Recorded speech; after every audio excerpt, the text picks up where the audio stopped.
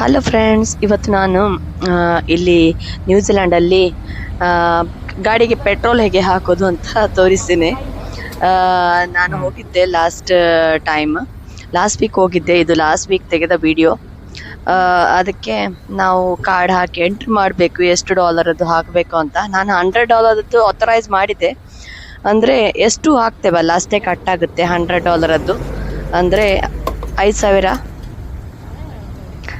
ಆದರೆ ಓಕೆ, ಅದು ತೆಗೆಯೋದು ಹಾಕೋದು ಅಷ್ಟೇ. ಓಕೆ, ಗಾಡಿಯದ್ದು ಈ ಪೆಟ್ರೋಲ್ ಅದು ಓಪನ್ ಮಾಡಿದೆ.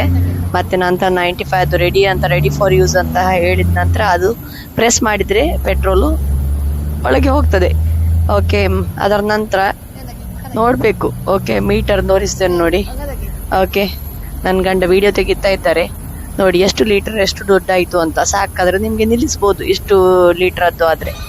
ಹಾಗೆ ಸ್ವಲ್ಪ ಚೀಪ್ ಇದ್ದರೆ, ಆಫರ್ ಇದ್ದರೆ ನಾನು ಹೋಗಿ ಹಾಕುದು. ಹಾಗೆ ನಾವು ಪ್ರೆಸ್ ಮಾಡಿ ಹಿಡಿದ್ರೆ ಆ ಪಂಪನ್ನು, ಓಕೆ, ಅದು ಹೋಗ್ತದೆ ತನ್ನಷ್ಟಕ್ಕೆ. ನಿಲ್ಲಿಸಿದರೆ ಅಲ್ಲೇ ನಿಲ್ತದೆ. ಹಾಗೆ 95 ಅದು ಹಾಕಿದ್ದೇನೆ. 91 ಅಂತ ಹೇಳಿದರೆ ಆರ್ಡಿನರಿ, ಇಲ್ಲದ್ರೆ 95 ಅಂತ ಹೇಳಿದರೆ ಸ್ವಲ್ಪ ಸ್ಪೆಷಲ್. 99 ಕೂಡ ಇರ್ತದ ಅಂತ. ಮತ್ತೆ ಡೀಸೆಲ್ ಇದೆ ಸೈಡಲ್ಲಿ, ಅದು ನೋಡಬೇಕು ಕರೆಕ್ಟ್. ಹಾಗೆ $83 ಆಯಿತು, 34 ಲೀಟರ್.